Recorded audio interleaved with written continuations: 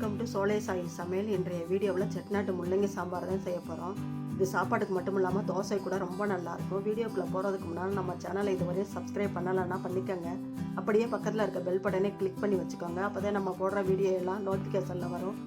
வாங்க வீடியோக்குள்ளே போய் எப்படி செய்கிறதுன்னு பார்க்கலாம். இந்த கடாயில் 1 டேபிள் ஸ்பூன் ஆயில் ஊற்றிக்கலாம். இல்லை வெங்காயத்தை போட்டு வதக்கிக்கலாம். ஒரு பெரிய வெங்காயம் அரிஞ்சு வச்சுருக்கிறேன், அதை போட்டு வதக்கிக்கலாம்.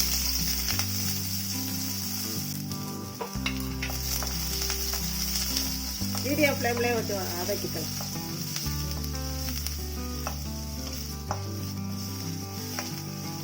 ரெண்டு பச்சை மிளகாய் அரிஞ்சு வச்சிருக்கிறேன், அதையும் போட்டு வதக்கிக்கலாம்.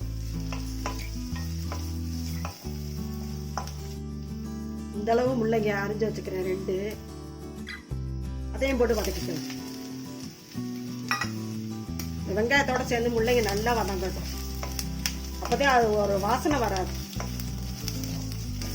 முள்ளங்கியில் ஒரு வாசனை வருதுன்னே முள்ளங்கி சாம்பார்னா வேண்டாமாங்க. நல்லா வதக்கிட்டோம்னா பாதி இதுலேயே வந்துடும்,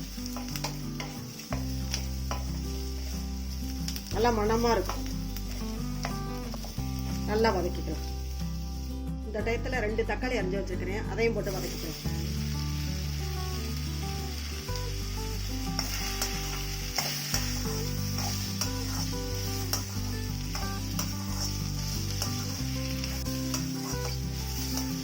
தக்காளியோட சேர்ந்து முள்ளங்கி நல்லா வதங்கிடும். முள்ளங்கி தக்காளி நல்லா வதங்கிருச்சு. இப்போ 2 டேபிள் ஸ்பூன் சாம்பார் தூள் போட்டுக்கலாம். எங்கள் சாம்பார் தூள் உரைக்காது, அதனாலதான் 2 டேபிள் ஸ்பூன் போட்டிருக்கேன். உரப்பா இருந்தால் கம்மியாக போட்டுக்குங்க, ஏன்னா நம்ம பச்சை மிளகாயும் போட்டிருக்கோம்ல. சாம்பார் தூளை போட்டுட்டு நல்லா ஸ்டவ்வை ஸ்லோ பண்ணிடுங்க, அடி கறிக்கிறோம். இதிலே நல்லா போட்டு வதக்கிட்டோம்னா சாம்பார் தூள் வாசனை வராது, பச்சை வாசனை வராது, நல்லாவும் இருக்கும். சாம்பார் நல்லா மணமாக இருக்கும். சாம்பார் பொடியே நம்ம சேனல்ல போட்டிருக்கிறோம் வீடியோ, அதோட லிங்க் கீழே கொடுக்குறோம், போய் பார்த்துங்க.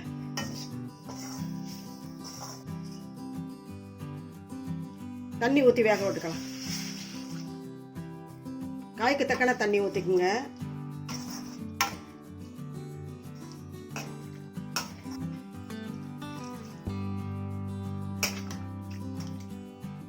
மூடி வச்சு வேக விட்டுக்கலாம். மூடிலாம் சீக்கிரம் வெந்துடும். சின்ன எலுமிச்சம்பழம் அளவு புளியை எடுத்து ஊற போட்டுருக்கேன் தண்ணியில், அதே கரைச்சி எடுத்துக்குவோம் காய் வேகிற நேரத்தில். இந்த நேரத்தில் தேவையான அளவு உப்பையும் போட்டுக்கலாம்.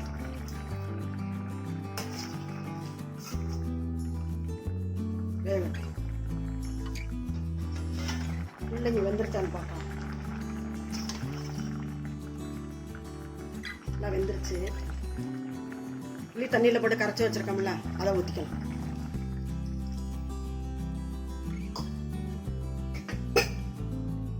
எல்லாரும் சாம்பார் வைப்பீங்க, ஒவ்வொருத்தரும் ஒவ்வொரு மாதிரி வைப்பாங்க, ஒவ்வொரு ஊர் சைடு ஒவ்வொரு மாதிரி. இந்த மாதிரி வச்சு பாருங்க, நல்லா இருக்கும். மூடி வச்சு துவரம்பருப்பை குக்கரில் போட்டு வேக வச்சு எடுத்து வச்சுருக்கிறேன். 50 கிராம் இருக்கும். ரொம்பவும் கரைய விடாமல் வேகாமே இருக்காமல் இந்த மாதிரி இருக்கணும். வளர்ந்தபடி இறக்கிட்டேன், அப்போதான் சாம்பாருக்கு நல்லாயிருக்கும். இதை பாருங்க, இதை நம்ம சாம்பாரில் ஊற்றிக்கலாம். வேக வச்சுருக்கோம்ல, அந்த பருப்பை ஊற்றிக்கலாம். ரொம்ப வேக வச்சுட்டிங்கன்னா ஒரு மாதிரி கூட்டு மாதிரி வந்துடும், நல்லா இருக்காது சாம்பார்.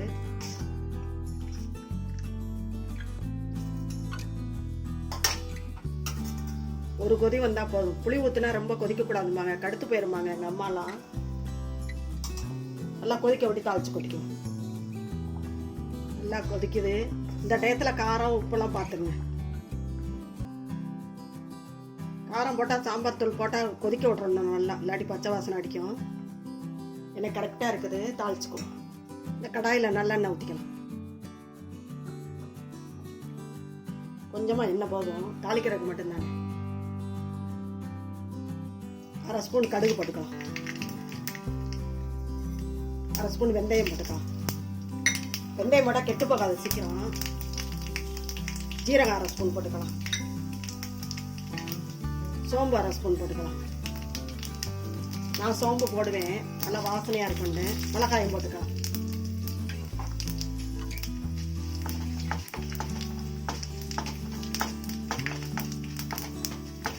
சோம்பு வெந்தயம்லாம் போட்டு தாளிச்சு பாருங்க, நல்லா இருக்கும். உளுந்தம் பருப்பு மட்டும் போடாதீங்க. கருவேப்பிலை போட்டுக்கோங்க.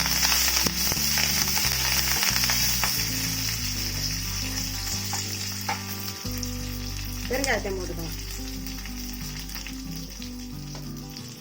நம்ம சாம்பார்ல கொட்டிக்கலாம் தாளிச்சதை. ஃபர்ஸ்டே தாளிக்காம லாஸ்ட் தாளிச்சு பாருங்க, நல்லா வாசனையா இருக்கும்.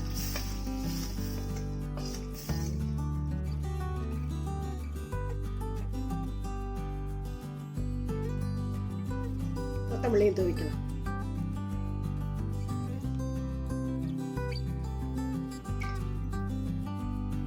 நல்லா வாசனை, வீடே மணக்குது. நல்லா வாசனையா இருக்கு. நம்மளோட முள்ளங்கி சாம்பார் சூப்பரா ரெடி ஆயிடுச்சு பாருங்க. இப்பவே சாப்பிடணும் போல இருக்கு.